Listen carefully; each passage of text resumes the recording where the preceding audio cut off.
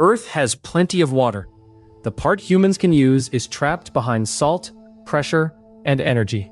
Before sunrise on Thursday, a 43-year-old almond grower stands beside a dry Central Valley irrigation ditch. He rubs dust between his fingers and checks a water price index before the weather. The Pacific is hours away, yet he must buy water, remove trees, or risk the orchard. 4 billion people experience severe water scarcity for at least 1 month each year, forcing families, farms, and cities to compete. A projection warned that by 2025, half the world could live in water-scarce areas. California's Nasdaq Vele's California Water Index, NQH20, now underlies futures that let farmers hedge price shocks, and speculators bet on them. Exactly 97.25% of Earth's water is saline.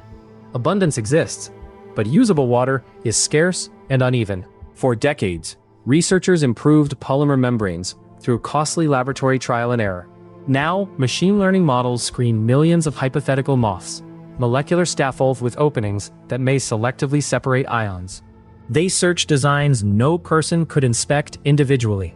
The decisive question is whether humanity can transform ocean water cheaply, cleanly, and at continental scale. Dissolved salt becomes charged ions too small for ordinary filters. Reverse osmosis, which produces 77% of desalinated water worldwide, uses pumps to press seawater against a dense polymer membrane. Water molecules cross, hydrated salt ions stay behind. That elegance hides an energy floor. At normal seawater salinity, separation requires theoretically about 0.86 kilowatt-hours per cubic meter. Even with a perfect machine, commercial plants need roughly 3 to 5.5. CivilizationX follows that stubborn gap, because inside it sits the price of manufactured freshwater. That should have made desalination universal. It did not. Energy is the largest operating burden, consuming up to 85% of power within a facility. Cut electricity price or consumption 20%, and water production cost falls nearly 12% per ton. At Carnegie Mellon, AI agents designed fractal graphene nanopores in 1 week. Conventional optimization could take decades. The system explored jagged perimeters that gave water more paths while excluding salt. In simulations and small experiments, GNAI graphene showed roughly 100 times the permeability of commercial reverse osmosis membranes. Graphene oxide membranes have removed 97% of sodium chloride with minimal swelling, enough to render seawater drinkable. But permeability in a simulation or sample is not a desalination plant. A single microscopic tear lets ions flood through. Manufacturing kilometer-scale, 1-atom-thick sheets without defects remains beyond current capability. MOFs face their own scaling and durability tests. Algae, minerals, and microbes also foul pores, driving energy spikes. AI now predicts that buildup so operators can time cleaning. And every recovered cubic meter leaves concentrated brine.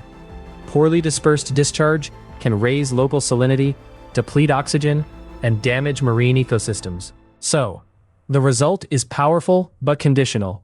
AI has accelerated membrane search from human trial and error to computational screening, not delivered defect-free ocean infrastructure. If these membranes scale, lower pressure could make freshwater artificially abundant and crash water futures. Futures can hedge a farmer's price risk, as defenders argue. They can also reward hoarding and manipulation, letting richer buyers outbid households and small farms. Efficiency does not decide who receives water or erase pipelines, maintenance, energy, and brine controls. Over 5 years, better fouling prediction and targeted renewable-powered plants may cut costs for coastal cities and high-value uses. Within 10, factories must prove large membrane sheets can survive pressure, cleaning, and salt.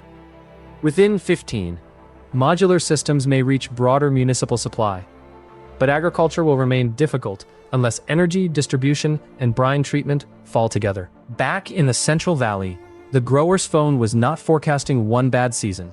It exposed 3 constraints around his trees: priced water, energy-intensive conversion, and an ocean that cannot absorb unlimited waste. Stay with CivilizationX as humanity tests its hardest designs against physical reality. Can engineers manufacture kilometer-scale graphene, or MOF desalination membranes, with defect rates low enough to outperform polymer reverse osmosis in the ocean, not just in simulation or the lab, while also disposing of concentrated brine without creating coastal dead zones? The constraint is real. The data exists. Whether the systems built around it can act on it at scale? That is the next engineering problem.